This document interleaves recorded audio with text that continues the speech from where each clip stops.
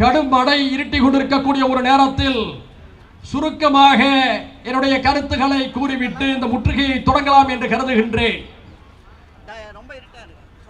America மற்றும் இங்கிலாந்துடைய துணையோடு பாலஸ்தீன பூமி பிளக்கப்பட்டு மண்ணின் மைந்தர்களான பாலஸ்தீனர்கள் யூதர்களால் அகதிகளாக்கப்பட்ட கொடும் துயரத்துடைய வரலாறு இப்பொழுதும் தொடர்ந்து கொண்டிருக்கிறது. உலகமெங்கிலும் அகதி முகாம்களில் வாழ்ந்து கொண்டிருக்கக்கூடிய பாலஸ்தீன மக்களுடைய துயரங்கள் தீர்ந்த பாடில்லை. அந்த மக்கள் கேட்கக்கூடிய ஒரே கேள்வி, உலக மாந்தர்களே, எங்களுடைய பாலஸ்தீன மண்ணிலே அமைதியை ஏற்படுத்தி தாருங்கள்.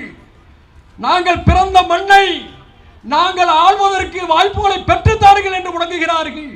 ஆனால் சியோனிச இஸ்ரேல் அமெரிக்காவுடைய துணையோடு ஐக்கிய நாட்டு சபை 1948 போட்ட ஒப்பந்தத்தை காலில் போட்டு மிதித்து பாலஸ்தீனத்துடைய மண்ணை ஆக்கிரமித்து மண்ணின் மைந்தர்களை உலகமெங்கும் அகதிகளாக அனுப்பி வைத்து தொடர்ந்து காசாவின் மீதும் மேற்கு கரையின் மீதும் அடக்குமுறைகளை செய்து கொண்டிருக்கிறார்கள்.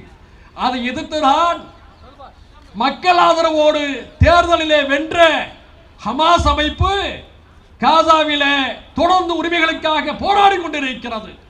இந்த நிலையிலே கடந்த 10 மாத காலமாக நடைபெறக்கூடிய இந்த போராட்டத்தை உலகமெங்கும் இருக்கக்கூடிய தேசிய இனங்கள், சுதந்திர சிந்தனையாளர்கள், சர்வதேச சமூகங்கள் ஆதரித்துக் கொண்டிருக்கிறார்கள். ஆனால் இஸ்ரேலுக்கு எல்லா வகையிலும் துணை போய் கொண்டிருக்கிறது அமெரிக்கா.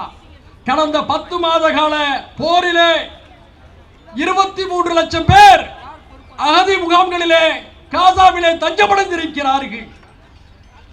காசா 55 கிலோமீட்டர் சுற்றளவுக்குள்ள ஒரு சிறிய நாடு. அந்த சிறிய பூமியில் 60% கட்டிடங்களை இஸ்ரேல் தகர்த்திருக்கிறது. அது மட்டுமின்றி கடந்த 300 நாட்களுக்கு மேலாக இந்த 39,500 பேரிலே 16,000க்கும் மேற்பட்டவர்கள் 5 வயதுக்கு குறைந்த குழந்தைகள் என்பதை மறந்துவிடக் கூடாது. 92,000 பேர் படுகாயப்பட்டிருக்கிறார்கள்.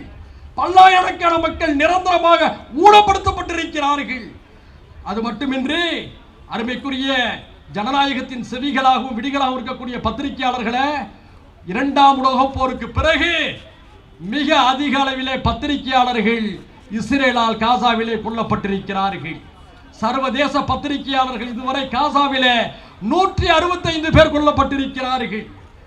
மனிதாபிமான பணிகளுக்காக அங்கு சென்ற ஐக்கிய நாட்டு சபையுடைய தொண்டூழியர்கள் இதுவரை 885 பேர் கொல்லப்பட்டிருக்கிறார்கள். எல்லாவற்றையும் கடந்து அந்த துயரமிக்க பூமியிலே பெண்கள், கர்ப்பிணிகள் மிக அதிகமாக கொல்லப்பட்டிருக்கிறார்கள். இன்றைய நிலை என்ன தெரியுமா? அகதி முகாம்களின் மீது இஸ்ரேல் தாக்குதலை நடத்தி கொண்டிருக்கிறது. மக்கள் அடைக்கலம் புகுந்த அந்த இடத்தின் மீது தாக்குதல் நடத்துவதை ஏன் அமெரிக்கா தூண்டிவிட்டு வேடிக்கை பார்க்கிறது என்பதுதான் எங்களுடைய கேள்வி. பெண்கள் தங்களுடைய அடிப்படை காலை கடன்களை கழிப்பதற்கு கழிப்பறை வசதிகள் இல்லாத நிலை. ஒருவருக்கு 5 நிமிடம் தேவை என்று சொன்னால் அங்கே இருக்கக்கூடிய கழிப்பறைகளுக்காக ஒரு நாள் முழுக்க 5 நிமிடத்தை செலவு செய்வதற்காக பாலஸ்தீன பெண்கள் காத்திருக்கக்கூடிய மோசமான நிலை. உணவுப் பொருட்களை இஸ்ரேல் தடை செய்திருக்கிறது. குழந்தைகள் பசியின் காரணமாக தங்களுக்கு பாலும் பிரெட்டும் கிடைக்காத ஒரு நிலையிலே பச்சை புற்களை திங்கக்கூடிய அவல நிலை ஏற்பட்டிருக்கிறது. உலகில் எந்த பிராந்தியங்களில் இப்படிப்பட்ட இன அடக்குமுறைகள் நடந்ததில்லை. இஸ்ரேல் அதை செய்து கொண்டிருக்கிறது.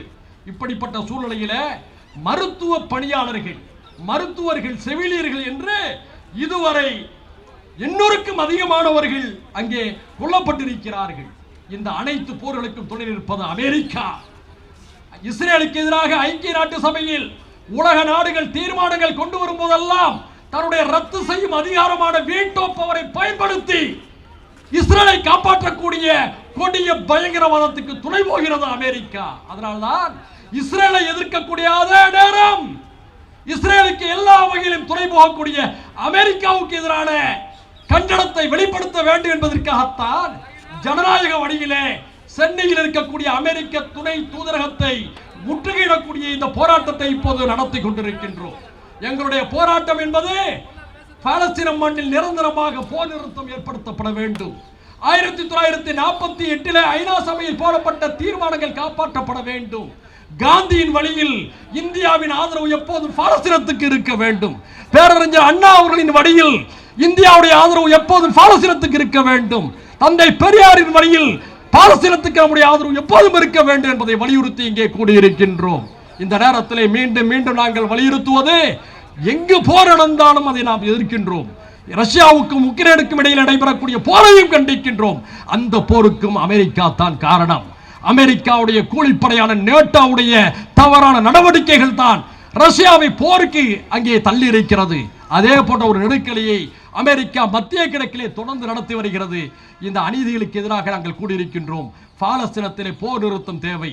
அமெரிக்கா உடனடியாக இஸ்ரேலுக்கு அனைத்து விதமான உதவிகளை நிறுத்த வேண்டும், ஆயுதங்களை நிறுத்த வேண்டும் என்று கோரி இந்த முற்றுகை போராட்டத்தை இப்போது தொடங்குகின்றோம்.